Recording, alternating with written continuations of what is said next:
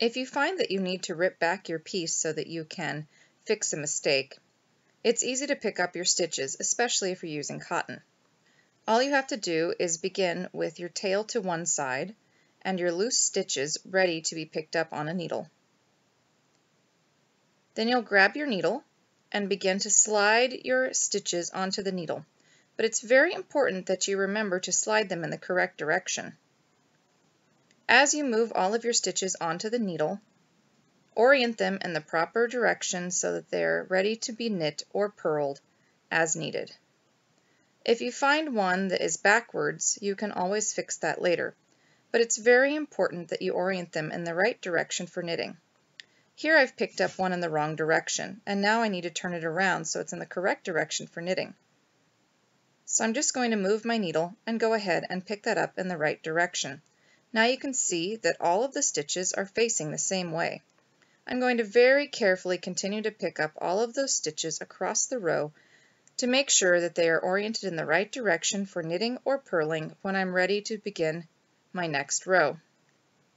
Here again you can see this stitch is going in the wrong direction, so I need to turn that stitch so that it's facing the right direction. And again, all the way across the row, we're just going to pick up those stitches until they are all ready to be knit or purled as the pattern says.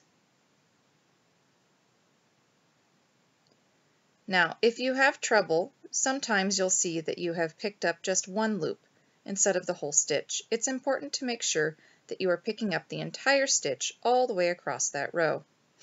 And now you can see our row is ready to knit. They have all been picked back up, but you can also tell that it's on the wrong end for knitting. So all we'll do is go ahead and slide that needle all the way through if you're using a circular needle. If you happen to be using straights, you just need to switch your needle and move all of the stitches into a working position. Here you can see that I have a few stitches that are not ready to knit with this row. So what I need to do is slip those unworked stitches back to my left hand needle and go ahead and work those few stitches until the row is ready to be knit.